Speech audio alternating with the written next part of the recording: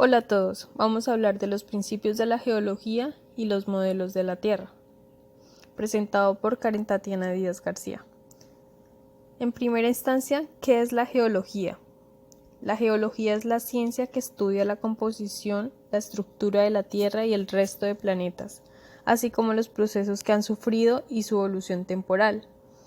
La geología utiliza principios y métodos propios, pero además necesita de recursos de otras ciencias, como la química, física, biología, matemáticas. Los estudios geológicos permiten conocer las características actuales del planeta, así como los procesos geológicos del pasado y predecir los que se darán en el futuro. Los principios básicos de la geología son principio de superposición, principio de sucesión de fenómenos geológicos, sucesión fósil, principio de uniformismo, principio de actualismo, principio de horizontalidad y principio de continuidad lateral. El principio de superposición es una sucesión de materiales estratificados que no han sido sometidos a deformaciones posteriores. Un estrato es posterior en su formación al que tiene debajo y anterior al que tiene encima. El principio de horizontalidad es derivado del principio de superposición. Los materiales se sedimentan en capas horizontales y paralelas entre sí. La modificación de esta disposición implica la existencia de una deformación, un pliegue o una falla. El principio de continuidad lateral.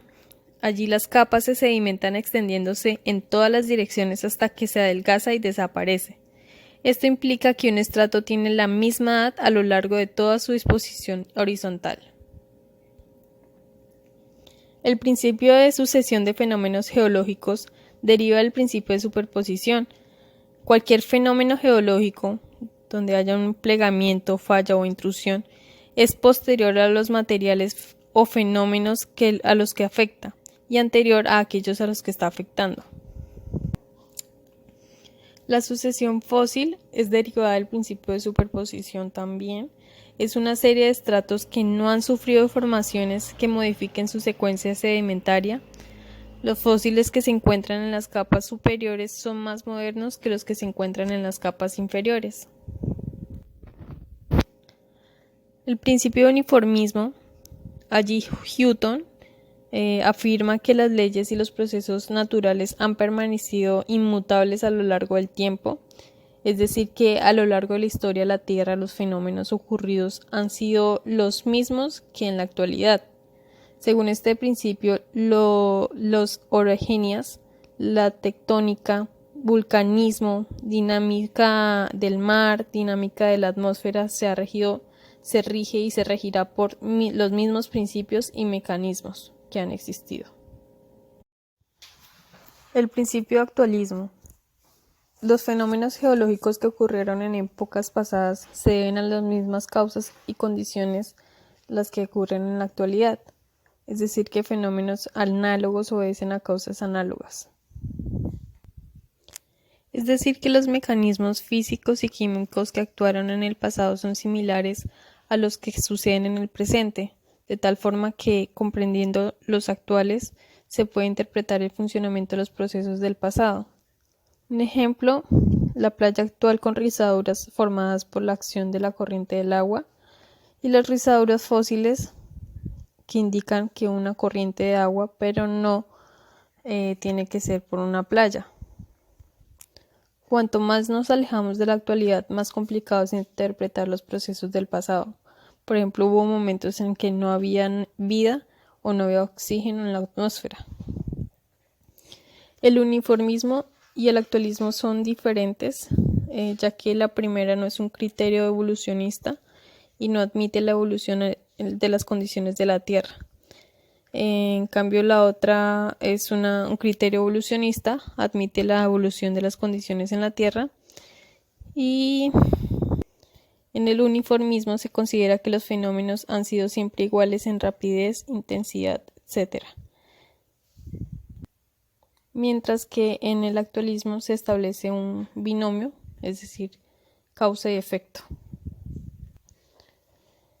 Los modelos de la Tierra son dos, el modelo dinámico y el modelo estático. El modelo dinámico físico se describe el movimiento de las capas de la geósfera de acuerdo con ciertas características como la rigidez y la elasticidad.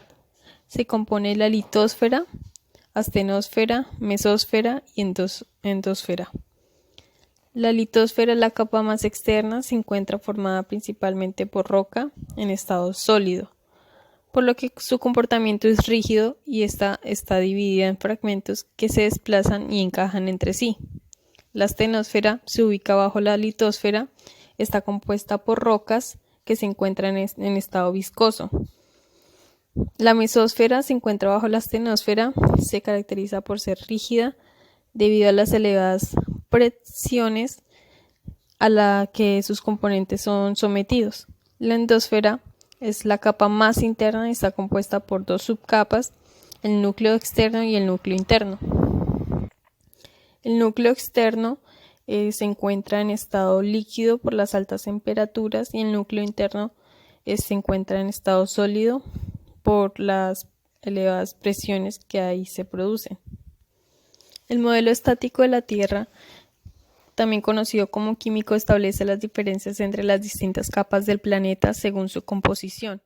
Primero la corteza, que es la capa más externa de la Tierra, y allí se puede distinguir la corteza oceánica y la continental. El manto es la segunda capa, es la capa intermedia de la Tierra. Los elementos que la componen son principalmente silicio, magnesio, aluminio, oxígeno y hierro. Está dividida en dos partes, el manto superior y el manto inferior. El núcleo es la capa más interna, se divide en el núcleo externo y en el núcleo interno. El primero se encuentra en estado líquido y el núcleo interno se encuentra en estado sólido. Hola a todos, vamos a hablar de los principios de la geología y los modelos de la